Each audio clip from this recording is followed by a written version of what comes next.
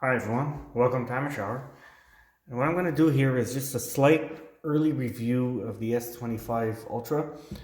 I've had it for a few weeks now. I was one of the lucky ones to get it early, so I already spent a couple of weeks with it.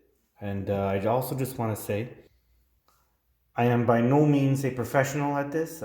As you know, I'm really just an average schmo that just likes tech and is kind of giving you my personal opinion with my experience with this phone being that I do not have the knowledge that a lot of these other influencers have on the internet. So without further ado, the Samsung, I am coming off the S24 Ultra, so it's not that big an upgrade.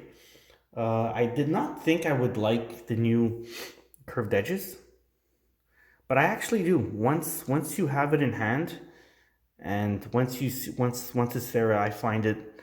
I actually like it. Um, Maybe not quite as premium as the S24 Ultra. Like I kind of like this one as it pertains to being premium. But in the hand, I like the S25. I don't know if that makes any sense. It's also lighter. S25 is actually noticeably lighter.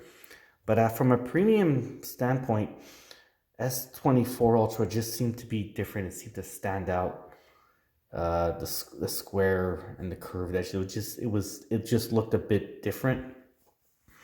Whereas this one feels better in the hand.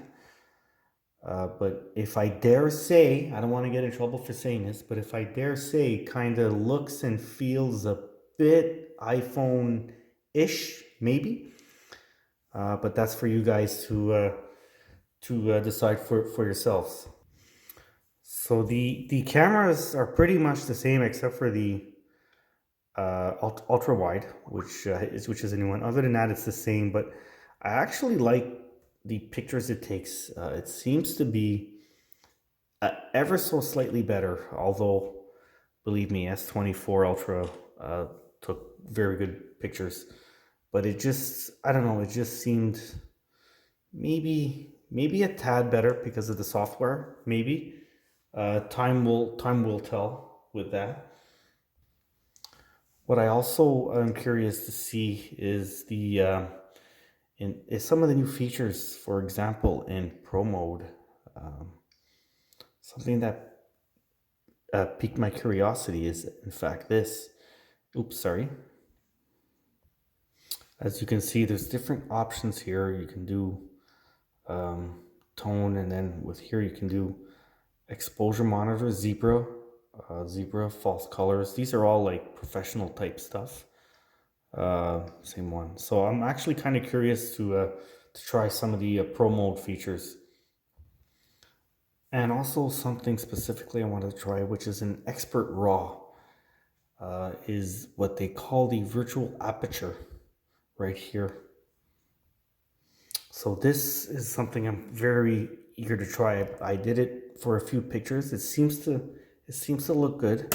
You just kind of put something in front, and you could uh, here you could play with the aperture virtually with this like this. So as you can see here, and just blur the background even more or less.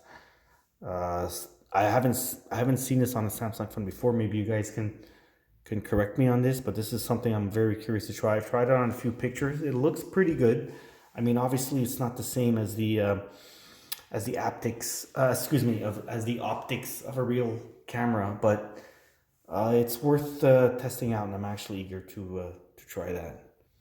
And of course, for video, the video seems really good. Seems very bright, bright color, vivid. And there is now an option, as you can see here. I'm not taking a picture of much. There is an option now to shoot log, and I tested it out just a little bit, and it seems to work really well. This is something I'm gonna definitely try more. I'm actually very excited about this log feature because you could color grade. Now I'm not sure if you can compare it to a professional or like a DSLR or mirrorless camera, but it's definitely going to be interesting to try log. That is for sure. That is something that professionals use, and they really make the colors pop. So it's a good feature that Samsung put in there. So also bigger screen, slightly 6.9 from 6.8, and the speakers are, in my opinion, noticeably louder.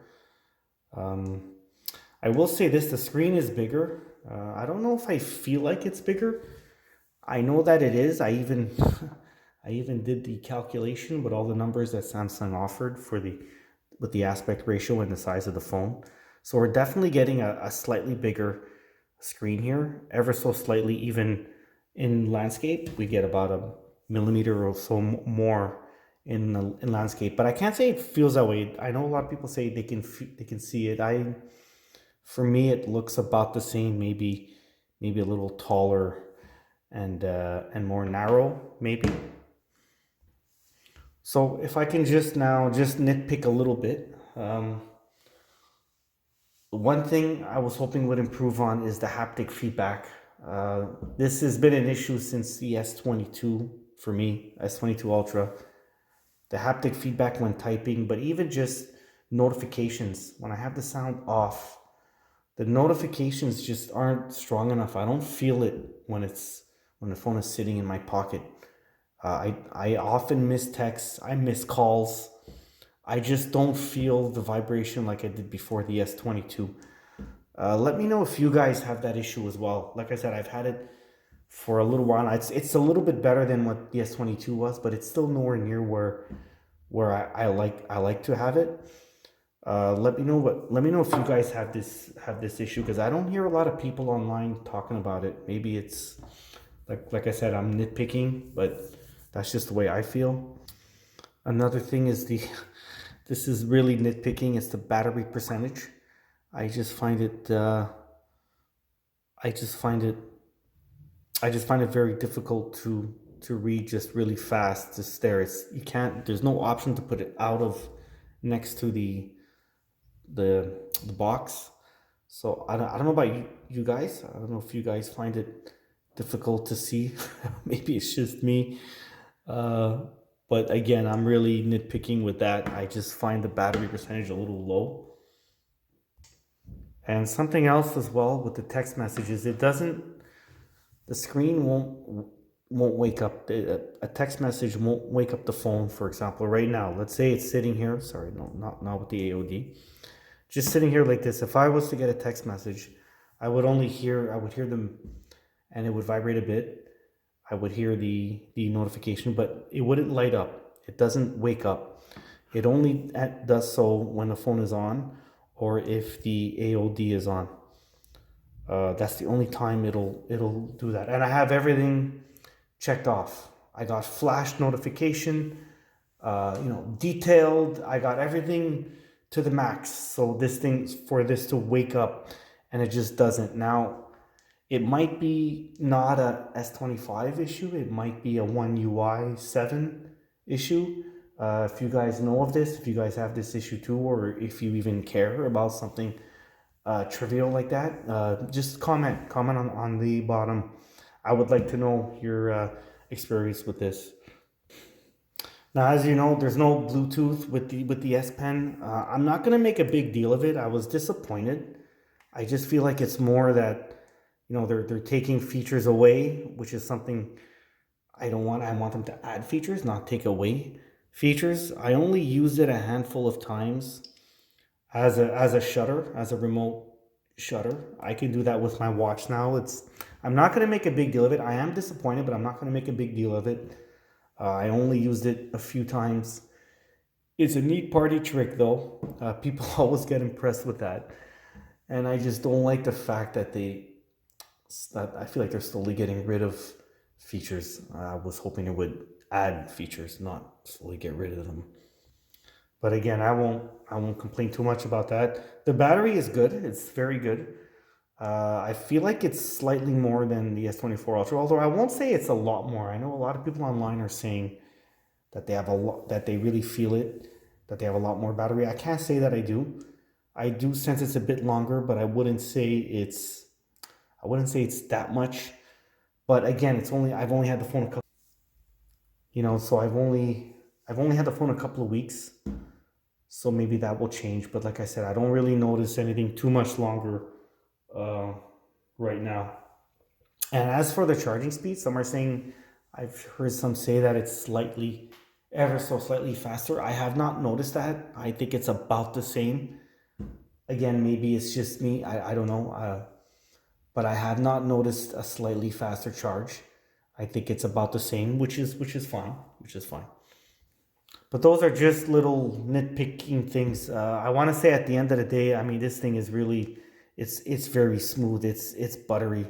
It is. This thing is butter. I mean, it really, it really does things fast, and it's just really nice. It's just really nice. As you can see, it takes really nice videos. I mean, just check this out. It's just tremendous. It really is tremendous. Really nice to view content on. The colors really pop, and it's just. I really am enjoying the phone, despite my little gripes here and there. The phone is just, it's really nice. I'm really loving it, and anybody would. This thing is, it is very much a premium. This is a premium handset. That is for sure. I just can't wait to use it further and deeper for photography and video taking as well. So at the end of the day, really, I mean, like I said, I love my S24 Ultra. It feels more premium. But I mean, obviously, I'm going to stick with the 25 Ultra. It's the latest phone. It's got that Elite 8 chip. It is buttery fast. I won't say it's that much better than the 24. You could feel it a bit. But I mean, I do love the 24, how it feels in the hand. And it just looks premium.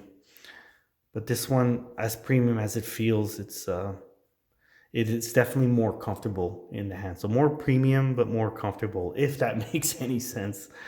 Okay, guys, sorry, I'm not going to bore you anymore. This was longer than I wanted to go. It's literally just an average Joe, just giving you an early review. Remember, guys, I'm not a pro. So if you do get this phone, you're going to love it. But the S24, S23... those are fantastic phones as well. If you can get a discount on those, that actually might even be a better bet. Okay, thanks everyone.